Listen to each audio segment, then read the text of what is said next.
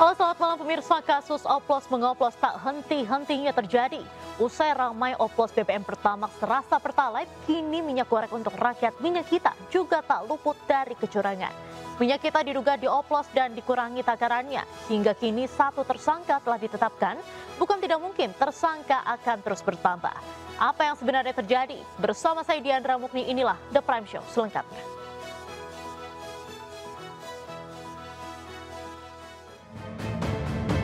Minyak kita dengan berat bersih atau neto kurang dari 1 liter, hanya kurang lebih 760 ml. Kami minta ada PT-nya nih, PT Arta Eka Global Asia. Kami minta diproses. Kalau terbukti ditutup. Ya, kalau ada yang curang benar. Dulu masalah bensin, sekarang minyak goreng. Lalu apa seterusnya?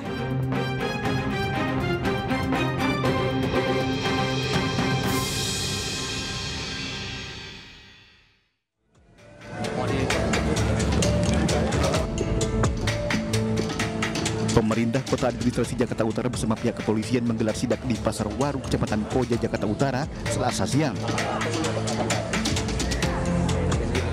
Dalam inspeksi mendadak ini, petugas menemukan 2 produsen minyak kita kemasan botol maupun plastik 1 liter yang isinya tidak sesuai dengan takaran tertulis.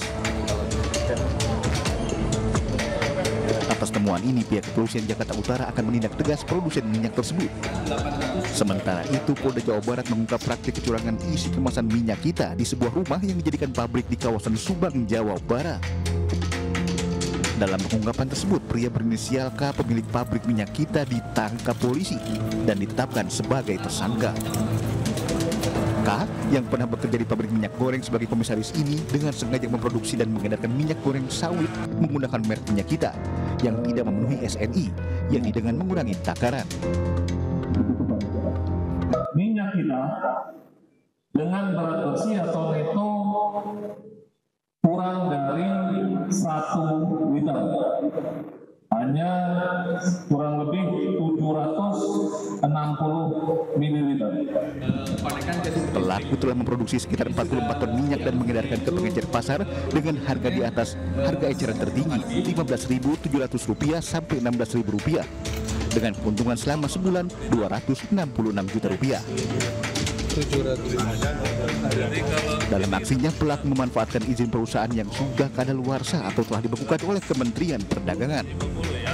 Berakhir izin NSI-nya pada awal Januari 2025 ini dan telah dibukukan, makanya untuk operasionalnya tidak berizin.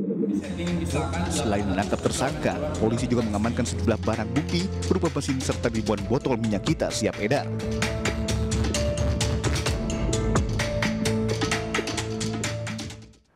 Pemirsa, Direktorat Tindak Pidana Ekonomi Khusus Dirtipideksus Bareskrim Polri menetapkan 1 tersangka dalam kasus minyak kita. Polisi mengungkap modus licik pabrik produksi minyak kita yang tidak sesuai kemasan. Praktik licik minyak kita diungkap oleh Dirtipideksus Bareskrim Polri usai menggeledah sebuah rumah produksi minyak kita di Cilodong, Depok, Jawa Barat. Dari lokasi tersebut, polisi temukan bukti yakni minyak kita serta mesin produksi. Dari penggeledahan ini, Bareskrim Polri menetapkan 1 tersangka berinisial AWI yang berperan sebagai pemilik serta pengelola rumah produksi minyak kita.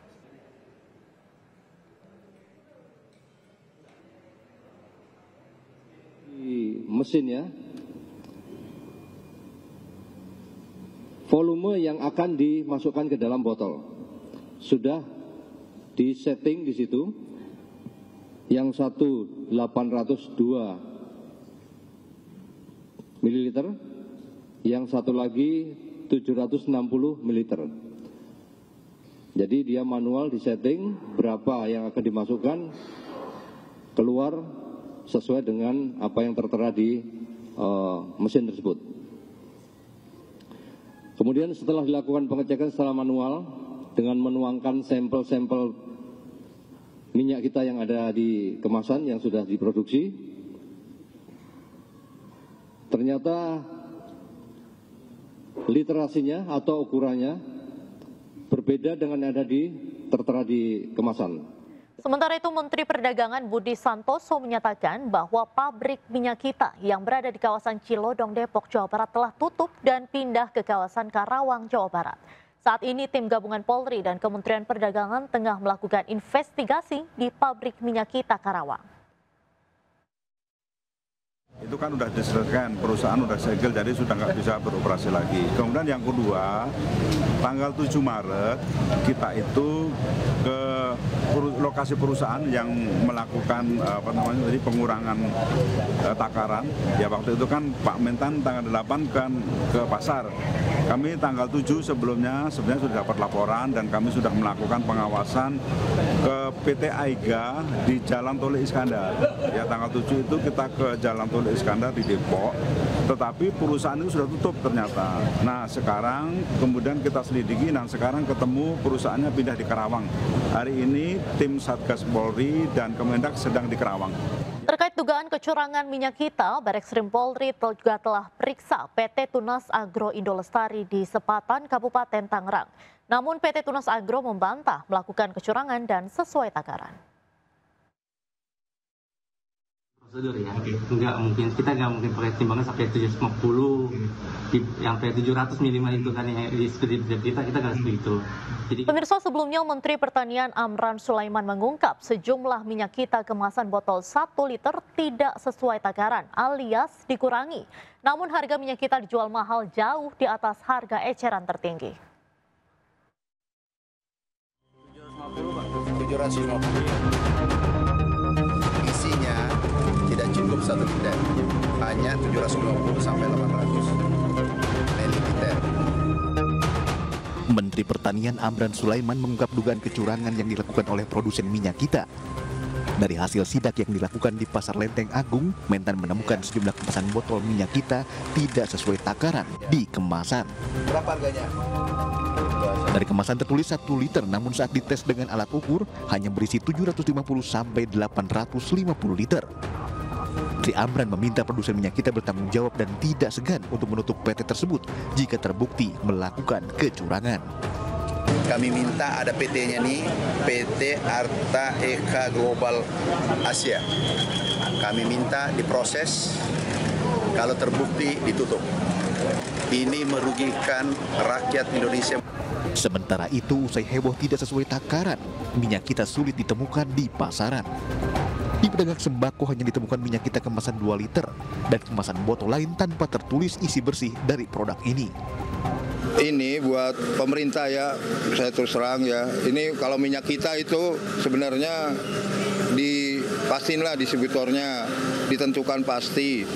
Dikasih nggak usah jual di luar atau apa, dikasih aja ke pasar-pasar, tentukan headnya berapa, kasih spanduk di sini jual minyak kita.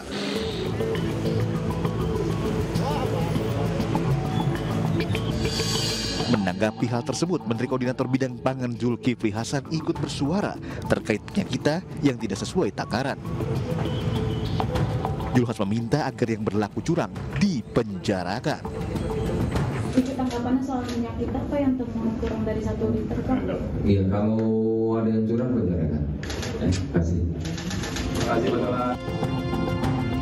Sebelumnya minyak kita diluncurkan oleh Menteri Perdagangan Zulkifli Hasan dan Wakil Menteri Perdagangan Jerry Sambuaga pada 6 Juli 2022. Minyak kita diluncurkan dengan tujuan untuk membantu masyarakat mendapatkan minyak goreng dengan harga murah. Pada saat itu minyak kita diluncurkan dengan harga eceran tertinggi Rp14.000. Namun kini minyak kita kerap ditemukan dijual di atas harga eceran tertinggi.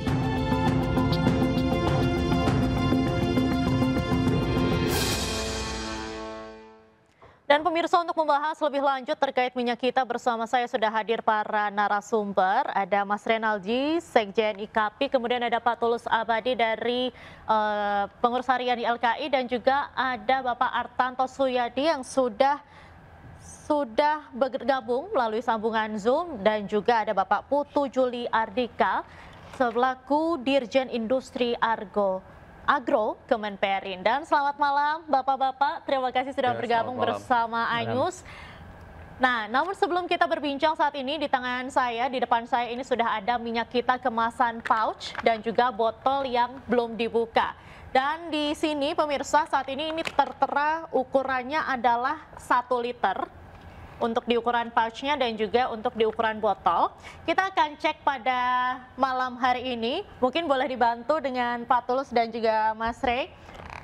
Kita akan saksikan bagaimana untuk pengukurannya sendiri. Kita di sini sudah ada gelas ukur. Ini berukuran 1 liter atau 1000 ml dan juga gelas ukur kedua ini juga adalah gelas ukur berukuran 1 liter atau 1000 ml. Selain itu kita juga ada timbangan nih Pak dan Mas. Ya, kita akan benar ya timbangannya benar. Ini bisa ukur untuk mililiter juga. Kita akan cek pada hari ini. Nah, untuk pertama mungkin kita ukur. Ini ukuran gelas ukurnya ada 88,8. Ini kita nolkan lagi. Mungkin mau dibantu Mas? Boleh. Silakan. Ini juga boleh. Tapi nanti kita satu-satu. Oh, kita timbang dulu, boleh. Ini kita akan timbang dulu sebelum dituang. Baik. Setelah ditimbang, di sini boleh disebutkan Mas berapa? 798, Mbak. 798,8 ml. Ya. Ini untuk yang ukuran pouch. Sementara untuk ukuran yang botol 1 liter, silakan Pak, berapa? 655,5 ml. Ya, 655,5 ml. Oke. Sekarang kita pembuktiannya untuk kita coba di gelas ukur ini berapa. Boleh Mas, silakan. Untuk yang pouch terlebih dahulu. Ini masih belum digunting nih ya. Kita gunting dulu. Masih asli berarti ya? Masih asli, masih belum dibuka. Silakan.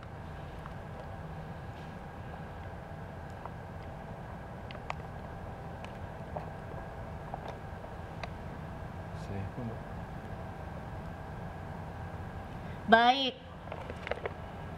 kalau di ukurannya ini pas 1000 ml 1 liter, tapi untuk di ukuran timbangan sendiri ini adalah 863,3 ml.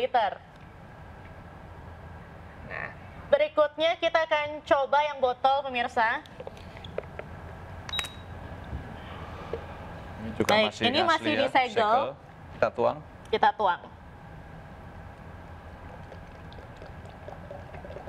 Tuang lalu diminum.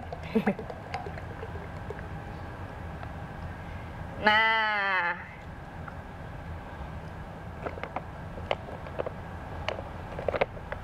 berapa nih Pak nih? Kurang dari 1 liter. Kurang pasti. Ini udah sampai kan habis. Ini kalau misalnya kita lihat pemirsa, berapa nih? 800 mililiter, 800 mililiter, ya. Pemirsa. Jadi ini 800 mililiter ya. Baik, silakan duduk kembali, Bapak-bapak. Baik, ini tadi kita sudah timbang, kita sudah ukur juga 1 liter. Yang ini, yang di pouch, kemudian yang di botol ini ada 800 mililiter. Dan pemirsa tentunya kita akan membahas soal pengukuran ini usai jeda, tetaplah di The Prime Show.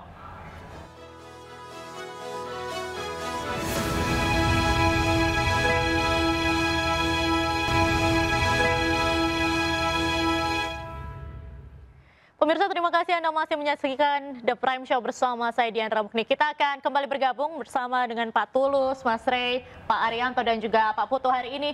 Saya mungkin mau ke Pak Tulus terlebih dahulu. Ya. Gimana nih Pak tanggapannya soal pengukuran hari ini? Ya, pertama di 2 kategori kemasan ini kan secara fisik tadi kelihatan kalau yang kategori pouch itu sudah sesuai dengan takaran.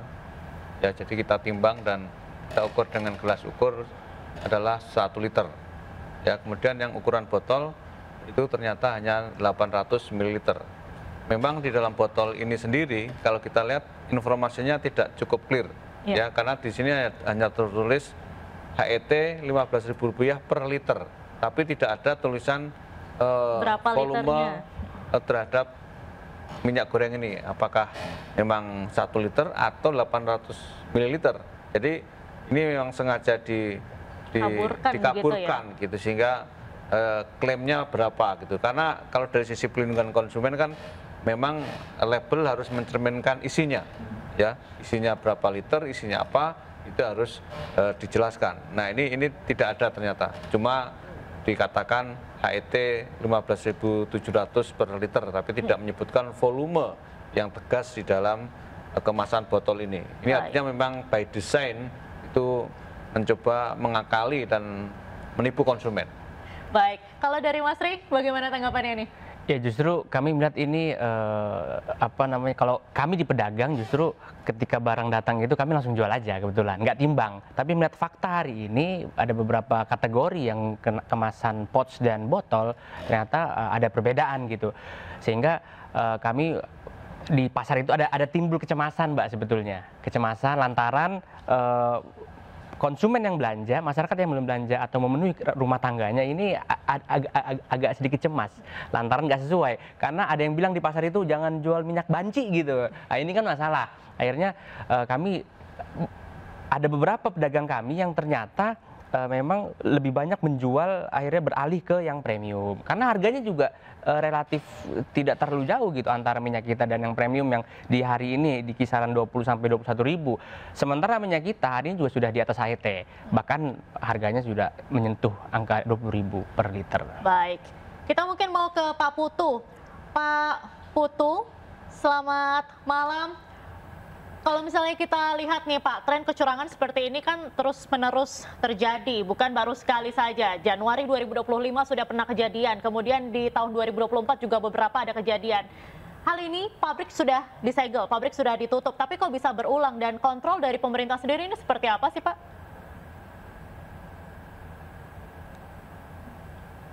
Pak Putu? Pak Putu. Ya Bu, kalau kita melihat dari Kementerian Perindustrian terutama ya dari pemerintah bahwa kejadian ini jadi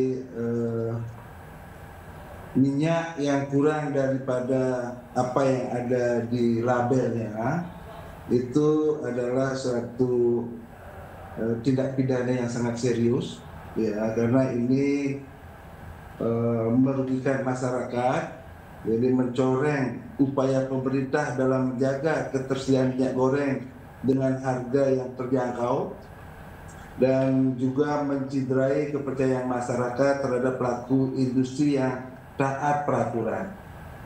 Ya, dan apalagi hal ini terjadi pada saat di mana kita di bulan Ramadan dan menjelang Idul Fitri. Ya, kami dari Kementerian Perindustrian ini perlu ditindaklanjuti dan kami menegakkan hukum atas oknum-oknum yang melakukan kecurangan ini. Baik. Mungkin demikian Bu Diandra. Baik Pak Putu, mungkin saya mau ke Pak Arianto setelah ini. Pak Arianto, bagaimana nih tanggapannya Pak soal tren kecurangan ini? Kan tidak hanya sekali terjadi, tanggapan Bapak seperti apa? Bisa diulang Bu? Agak putus-putus. Pak Arianto? Iya. Ya, Pak Arianto, boleh mungkin tanggapannya seperti apa soal tren kecurangan ini? Kan tidak sekali saja terjadi. Sidak juga sudah dilakukan di mana-mana. Kemudian kontrol dari polisi mungkin dari pemerintah, ini pengawasannya seperti apa? Kok bisa berulang nih Pak terjadian? Ya, kalau dari kacamata polisi ya, pengalaman saya, pelaku kejahatan itu tidak akan mungkin kapok kalau tidak ditindak. Jadi kalau sekarang ini ada gejala pelanggaran di lapangan, kalau kemudian dikoreksi dengan temuan gitu dan hanya diumumkan temuan dan kemudian tidak ada tindakan dan pelakunya itu tidak ditindak, pasti nanti apabila selengah sedikit pasti terulang kembali. Dan apalagi ya, ciri-ciri daripada pelaku di perdagangan ini, dia mesti menggunakan kesempatan kapan dia bisa masuk dan mendapatkan keuntungan yang banyak. Seperti sekarang ini kan pemerintah lagi menggalakkan itu, dan kemudian menjelang lebaran dan sebagainya, dan dia ini memanfaatkan kesempatan ini baik-baik, karena pada saat minyak ini menjadikan proyek gitu, biasanya kan kemudian kan pengawasan yang dilakukan oleh polisi secara rutin itu berkendor, karena ini menjadi proyek dari pemerintah. Kalau diketatin nanti disangkanya kita itu malah menghalang-halangi kelancaran itu. Nah disinilah ya perilaku penjahat di bidang ekonomi itu sudah terbiasa seperti ini, Bu. Makanya kalau sekarang ini ada kemudian disita ternyata sudah tidak ada, ya memang begitu mereka dirahasia masih ditarik. Tapi nanti begitu lengah sedikit lagi pasti mereka kambuh lagi. Ya, memang obatnya harus pengawasan itu harus terus-menerus, dan kuncinya adalah masyarakat di lapangan harus kita punya informan banyak gitu, sehingga setiap terjadi kecurangan langsung bisa ditindak gitu. Tapi kalau kita hanya mengandalkan kita sendiri, nggak akan mungkin mampu kita mengatasi penjahat-penjahat yang sangat licik itu. Gitu. Itu dari kacamata polisi kayak gitu. Baik. Jadi sebetulnya pemerintah ini kan, atau dari Polri ini punya Satgas Pangan. Kemudian pemerintah juga sudah terus melakukan controlling. Tapi sebetulnya siapa nih yang memiliki tanggung jawab terkait dengan hal ini? Kita akan membahasnya lebih lanjut usai jeda. Tetaplah bersama kami di The Prime Show.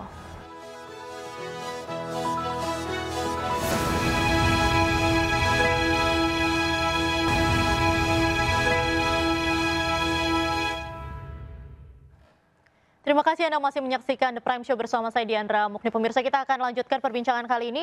Saya mau ke Pak Tulus lagi. Pak Tulus, ini kan sudah sering terjadi gitu ya Pak. Menurut YLKI sendiri ini harusnya seperti apa nih Pak untuk fungsi pengawasan dari pemerintah sendiri? Ya tentu saja ini fenomena yang sering terjadi ya. Dan ini kan barang subsidi. Walaupun yang subsidi bukan pemerintah tapi adalah dari dana DMO, para pengusaha CPO. Nah, ketika ini barang subsidi itu potensi di lapangan memang terjadi banyak penyimpangan atau distorsi, upaya untuk penyalahgunaan, pemotongan dan lain sebagainya.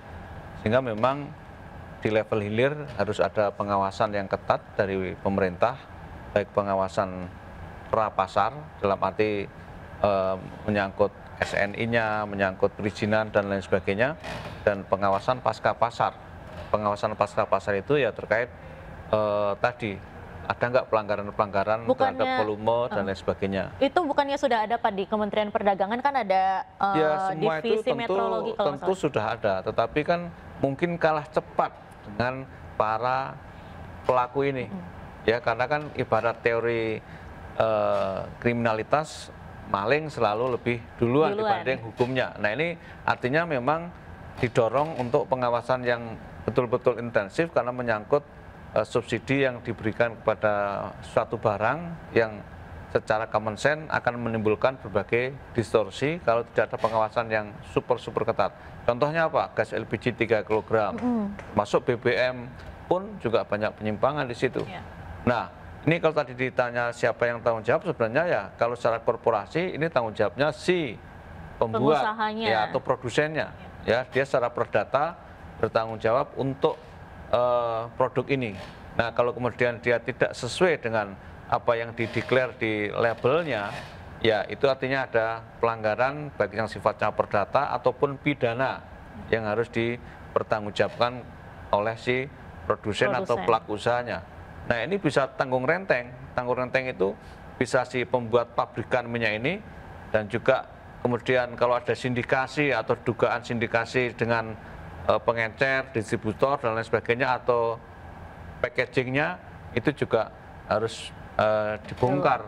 Siapa sebenarnya yang bermain dalam hal ini, apakah tunggal atau ada sindikasi itu. Baik. Kalau dari Mas Rey sendiri tanggapannya gimana Mas? Ya kami melihatnya begini Mbak Diandra, seperti pemadam kebakaran sebetulnya. Begitu rame, viral, baru akhirnya ada sidak dan lain sebagainya. Nah pengawasan ini sebetulnya harus disiapkan dari sejak awal di semester pertama, sebelum masuki Ramadan. Karena kan ini gejolak harga dan lain sebagainya, kondisi stok dan lain sebagainya, ini kan pasti akan terjadi menjelang masuki bulan suci Ramadan, di mana konsumsi masyarakat meningkat 2 kali lipat. Sehingga kalau pengawasan itu terjadi di awal, kemudian pengetatan juga terjadi di awal, saya kira ini nggak akan terjadi. Maka kami melihatnya ini kenapa fungsi pengawasannya minim. Ya, jelas bahwa sejak 3 bulan yang lalu minyak kita itu sudah di atas HET, itu sudah minim pengawasannya, nggak ada yang menindak. Nah kami ketika kami mendapatkan suplai minyak kita, itu juga harganya sudah di atas HET. Bayangkan 1 karton kami terima itu sekitar 195.500 per kardus. Per kardus? Nah, kalau dibagi 12 itu kurang lebih 16.200-an lah per liternya. Sehingga kami sudah takarannya dikurangi, harganya juga naik. Nah, ini justru ini menyebabkan beban yang bertambah bagi kami. Baik, mungkin saya mau lempar ke Pak Arianto. Pak Arianto, dari pernyataan dari Mas Renaldi tadi kan juga dikatakan kalau nggak viral ini nggak ditindak. Tanggapannya gimana Pak? Pak Arianto? Bagaimana putus-putus Bu? Baik, saya ulangi Pak. Tadi kan dikatakan oleh Mas Renaldi kalau tidak viral, tidak ramai di masyarakat, ini tidak ada penindakan gitu. Pengawasannya sangat minim. Menurut Bapak gimana nih Pak tanggapannya?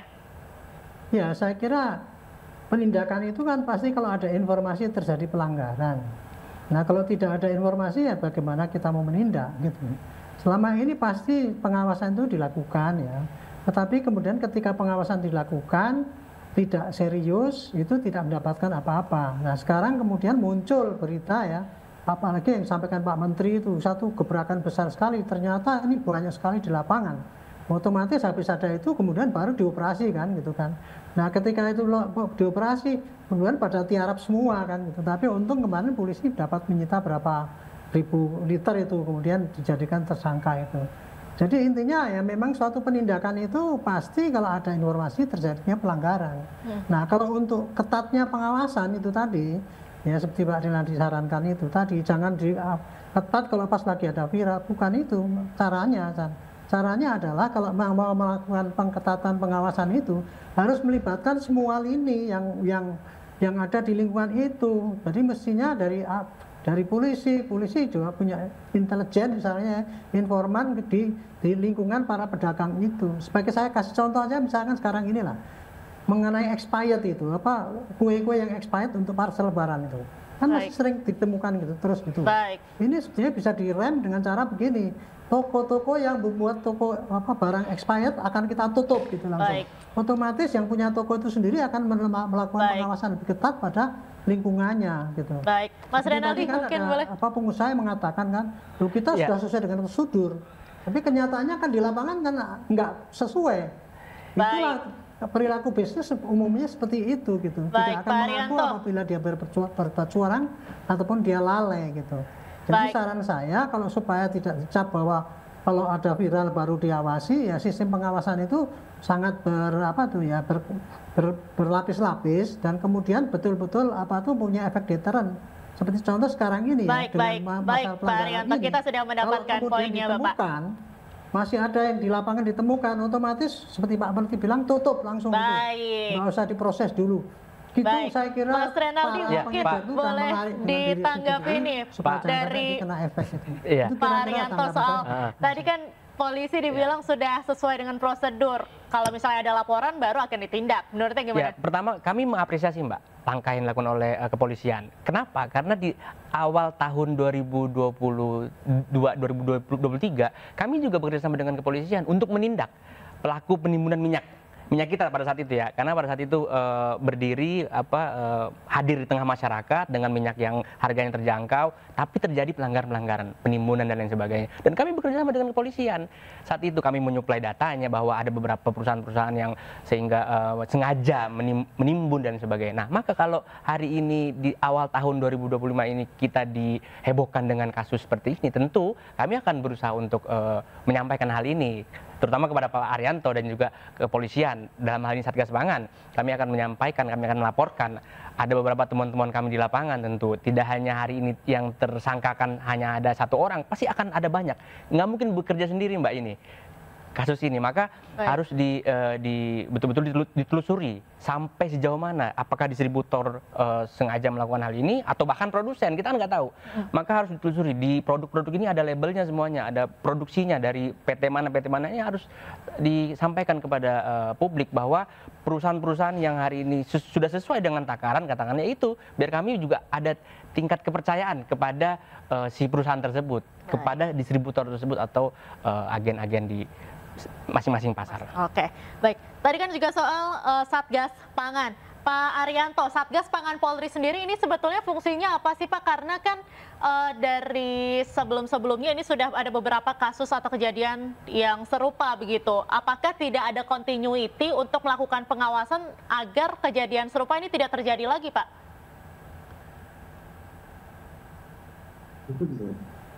Pak Arianto? Ya. Ya Pak, saya ulangi lagi, tadi kan soal Satgas Pangan Polri, ini sebetulnya fungsinya apa? Karena selama ini kan kasus serupa ini sudah sering terjadi, ada beberapa kasus sebelumnya. Nah, ini apakah tidak ada continuity pengawasannya? Karena untuk selanjutnya ini kasus yang serupa itu tidak terjadi lagi begitu Pak? Ya, selama ini mekanisme yang terjadi kan Satgas Pangan itu membantu pemerintah ya secara intensif, lebih kegiatannya ditingkatkan untuk melakukan pengawasan yang lebih ketat dan kemudian apabila terjadi pelanggaran itu pasti ditindak. Cuman sayangnya ya di dalam penindakan itu polisi biasanya tidak terbuka, ini loh saya sudah menindak ini, saya umumkan ini, diumumkan ini, tidak terbiasa polisi melakukan itu, sehingga meskipun dia sudah menindak kemudian tidak tahu publik itu siapa yang ditindak dan siapa yang belum gitu. Dan ini saya sudah sarankan juga kepada polisi ya untuk merubah cara berkomunikasi dengan masyarakat itu. Tapi intinya begini ya, kalau kenapa suatu kejadiannya terulang lagi, ya memang itulah kejahatan yang terjadi dalam bisnis itu kayak gitu. Sudah menjadi kebiasaan itu ya. Begitu sedikit lengah gitu, pasti dia akan kumat lagi gitu. Itu hampir mirip dengan semacam perjudian itu. Perjudian kita hilangkan sedikit masih kita muncul lagi. Baik. Kemudian kalau tidak kalau tidak sistematis pengawalannya, ya pasti akan dipermainkan oleh mereka-mereka yang kucing-kucingan dalam arti kata gitu. Kuncinya saya kira hanya keseriusan ya dan kemudian kebersamaan. Dan kebersamaan itu semua yang terlibat di dalam lingkungan kegiatan itu ikut berpartisipasi melaporkan. Baik. Kemudian polisi dengan sigap menindak dan mengumumkan hasilnya itu, mungkin publik bisa percaya bahwa yang melanggar sudah ditindak gitu.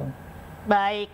Saya akan menuju ke Pak Putu. Pak Putu, kalau misalnya kita lihat di sanksinya di pasal 25 Permendak 18 tahun 2024 ini kan ada beberapa sanksi ya Pak ya.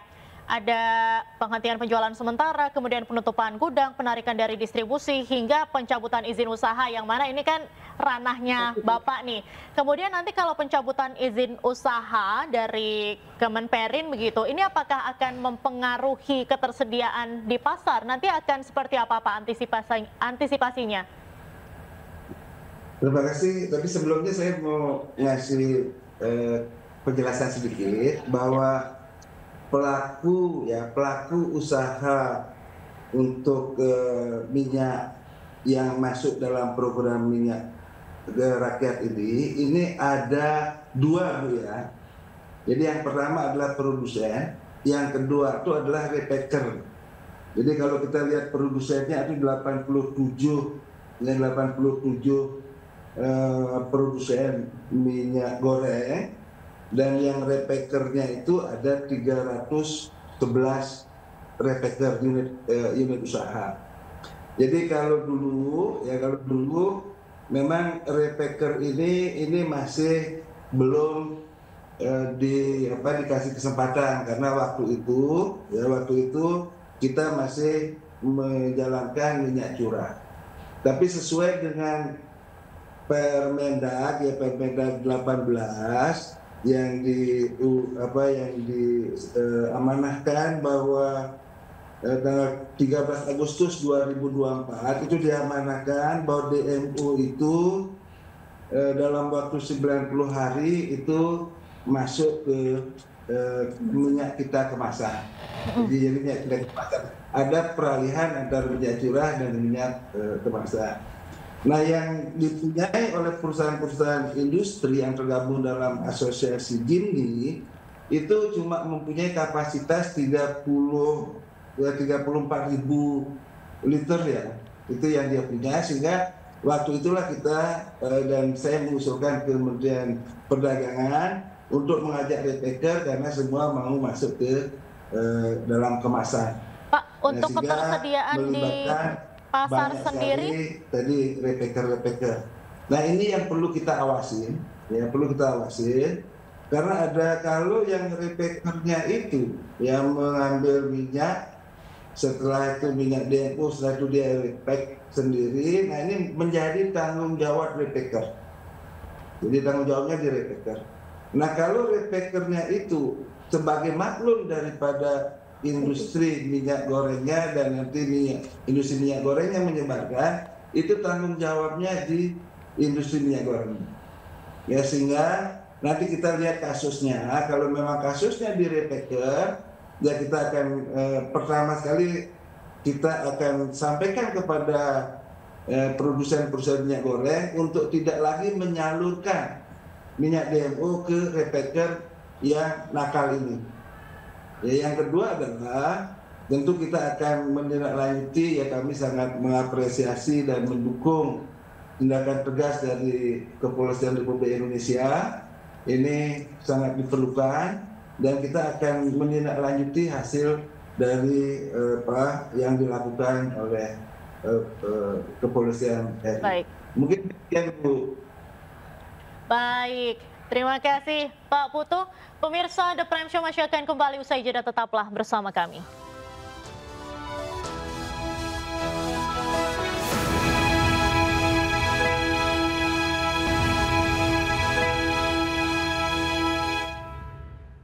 Anda kembali di The Prime Show, pemirsa. Warga kecewa dengan maraknya praktik kecurangan minyak kita. Warga pun meminta pemerintah serius untuk membenahi distribusi minyak kita demi kesejahteraan rakyat. Takarannya sih yang aku tahu, jadi memang lebih kayak diperhatikan lagi kan itu kan, jadi lebih aware lagi karena yang kemarin-kemarin udah kayak miss gitu loh, kita kayak ya kan taunya segitu ya, nggak taunya kurang gitu. Agak kecewa sih ya, karena kan maksudnya ketika kita udah beli satu brand berarti kita percaya sama brand itu kan. Nah kalau sampai ada pemalsuan sangat disayangin sih. Kok ada yang palsu ya nih kita sekarang ya kebanyakan. Terus kalau digoreng tuh kayaknya melintis-melintis gitu kalau yang palsu. Sangat merugikan lah. Biasanya kan itu satu botol full, sekarang dikurangin. Ya harapan saya sih segera ditangkep lah kalau masalah begitu ya. Sebagai ibu rumah tangga ya harus dirugikan dong dengan keadaan yang begini. Udah sekarang harga mahal, takarannya kurang. Terus kita mau sama pemerintah bagaimana? Mau kita protes? Ya namanya rakyat kecil. Ya saran saya sih semoga pemerintah bisa selalu mengayomi rakyat yang dicurangi seperti ini. Dulu masalah bensin, sekarang minyak goreng. Lalu apa seterusnya? Pemirsa, kita akan kembali melanjutkan perbincangan hari ini. Saya akan ke Pak Putu lagi. Pak Putu, soal antisipasi ketersediaan minyak kita sendiri ini di pasaran nanti akan seperti apa? Mengingatkan akan ada beberapa cabut yang produsen begitu yang mungkin bisa dicabut izin usahanya, dan Ramadan ini juga masih panjang gitu Pak. Dan tentunya kan kebutuhan akan minyak ini kan akan meningkat HPKN. Pak Putu? Oh ya, itu Bu. Ini memang agak ini masalah teknis. Jadi yang kalau memang kita lihat Bu, untuk kebutuhan Hari Besar Keagamaan ini memang pemerintah sudah melakukan langkah-langkah. Jadi kenapa harga itu mahal? Ya karena dia itu yang diaturan tadi itu hanya menyebutkan produsen, jadi distribusinya itu distribusi utama, subdistribusi, jadi D1, D2, dan pengecer. Tetapi kenyataan di lapangan ini dari pengecer ini dikasih lagi sama orang, ini yang menyebabkan rantainya agak panjang, agak mahal. Jadi pemerintah memang sudah melakukan langkah-langkah yaitu mengalokasikan kami sudah lakukan pertemuan memfasilitasi mengalokasikan setidaknya 70.000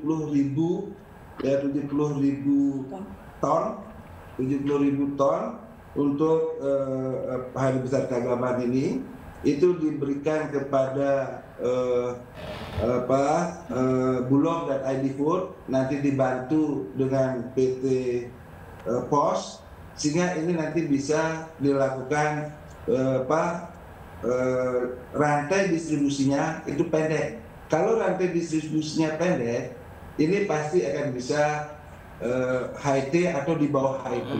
Dan memang kami juga sudah himbau kepada produsen maupun BUMN yang menjalankan ini untuk bisa pada hari raya ini berbuat baik, yaitu bagaimana sharing mengurangi keuntungan masing-masing sehingga di masyarakat itu bisa di bawah HIT. Itu yang kita lakukan sampai saat ini. Memang kita evaluasi dan belum ada laporan karena kami bilang sama Bulog dan ID Food untuk kalau ada masalah laporkan ke kami. Baik, terima kasih Pak Putu. Baik, Pak Tulus, mungkin terakhir bagaimana nih Pak untuk harapannya ke depan soal minyak kita nih, apa yang harus diperhatikan oleh pemerintah? Ya, kembali ke tadi bahwa ini barang subsidi. Nah, barang subsidi pasti potensi untuk timbulnya satu anomali-anomali di dalam pemasaran dan juga distorsinya, sehingga banyak potensi untuk penyalahgunaan dan lain sebagainya, sehingga kami mendorong agar pemerintah lebih melakukan pengawasan yang ketat baik dari hulu maupun hilir, tapi juga masyarakat konsumen juga harus mulai kritis untuk mencoba mensampling, misalnya menimbang sekali tempo terhadap barang atau minyak yang dibeli apakah sesuai dengan takaran, berat timbangan dan lain sebagainya. Dan juga upaya-upaya penegakan hukum itu saya kira adalah hal yang mutlak dan harus sinergis di dalam upaya untuk itu. Karena kalau tidak ya nanti akan terulang dan tidak ada efek jerah. Tetapi yang jelas kalau ini masih menjadi barang subsidi, mungkin juga pemerintah bisa mereview pemberian subsidi itu sebenarnya idealnya bukan kepada barang, tapi pada manusianya, pada penerimanya. Kalau pada barang pasti akan menimbulkan masalah, langsung atau tidak langsung. Tapi kalau kepada orangnya, sepanjang datanya benar, maka harusnya subsidi itu by name by address, sehingga benar-benar orang yang tepat sasaran. Ini kan sebenarnya barang subsidi minyak kita itu kan untuk kelompok masyarakat menengah bawah, tapi kemudian dipakai, dinikmati oleh masyarakat manapun. Tidak salah karena ini barang yang terbuka, siapapun bisa beli gitu. Kira-kira itu. Baik, kalau dari Ikatan Pedagang sendiri gimana nih? Ya, sebelumnya saya ingin menanggapi dulu Pak Putu disampaikan bahwa kalau emang niat pemerintah ingin memutus rantai pasok, tentunya harus memperbaiki dulu, Mbak, di simirahnya. Izin Pak Putu. Simirah itu dari produsen ke D1, D1 ke D2. D2 rencana ada D3 Mbak, bahkan sampai ke Malaysia. Ini kan rantai pasok yang panjang. Nggak ada D4 saya kira, ya? D4. Saya kira kalau memang niatnya untuk memutus rantai pasok dan menyeimbangkan harga agar terjadi stabilitas harga di pasaran, tentu dari sistemnya juga dari Kemenperin khususnya diperbaiki. Ya kalau memang harus diperkecil, kemudian kami juga untuk siap memasarkan, kami siap gitu. Karena kami dengan beberapa distributor juga bekerja sama gitu, terutama dengan BUMN, ID Food dan lain sebagainya. Kenapa nggak BUMN pangan aja yang difokuskan untuk melakukan stabilisasi harga pangan di pasaran? Nah, harapan kami tentu ada perbaikan di rantai pasok, Mbak. Ini yang paling penting. Dan karena ini persoalan minyak kita, tentu yang menjadi bintang utamanya Kementerian Perdagangan gitu. Jadi dari Kemendak lah harus diperbaiki tata niaganya, entah itu pengelolaannya atau apapun. Jadi kami berharap ke depan kalau dari pedagang intinya ada kepastian barang. Ketika kami mendapatkan kepastian barang, tentu kami akan bisa berjualan. Apalagi ini momentum bagi pedagang menjelang Idul Fitri ke depan gitu ya. Baik, mungkin terakhir ke Pak Arianto, bisa dipastikan tentunya untuk penindakan sendiri dari kepolisian akan terus dilakukan, akan terus digencarkan begitu ya Pak Arianto ya? Singkat saja Pak Arianto. Ya. Ya, Pak Arianto, berarti bisa dipastikan untuk penindakan pelaku-pelaku kecurangan terkait dengan minyak kita ini bisa terus digencarkan begitu ya Pak dari kepolisian? Ya, saya kira ya dengan polisi dari dulu sudah menjemput bola ya. Ada Satgas Pangan, itu sebelumnya dulu nggak pernah ada tuh Satgas Pangan, sekarang ada. Dulu hanya perintah pengawasan distribusi, produksi ataupun perdagangan dan sebagainya. Sekarang itu Satgas tetap terus ada dan tidak dibubar-bubarkan. Dan kemudian ini dengan adanya Satgas itu sudah memutus rantai pelaporan yang panjang ya. Biasanya kan dulu koordinasi dengan departemen sana itu hanya insidental. Kalau ini kan setiap hari sudah itu. Nah ini rantai itu sudah ada. Tinggal sekarang menurut saya yang kurang itu adalah di pengawasannya. Penebaran pengawas itu yang di lapangan itu yang bisa mempunyai rantai cepat untuk pada Satgas Pangan ini gitu. Saya pikir ini perlu ditingkatkan ya. Dan kemudian kepada tadi asosiasi relasi itu juga digalakkan ada pion-pion informan-informan yang bisa ditanam di situ sehingga dia bisa mempercepat rantai pelaporan dan kemudian rantai penindakan. Baik. Itu harus konsisten, jangan cuma angin-anginan gitu. Saya kira hanya itu yang harus bisa dilakukan, Mas. Baik, terima kasih Pak Arianto. Terus ada Pak Putu sebelumnya, Mas Renaldi dan juga Pak Tulus. Terima kasih banyak Bapak-Bapak sudah bergabung bersama The Prime Show malam hari ini. Pemirsa, demikianlah The Prime Show malam hari ini. Saya Diandra Mukni pamit undur diri. Terima kasih dan sampai jumpa.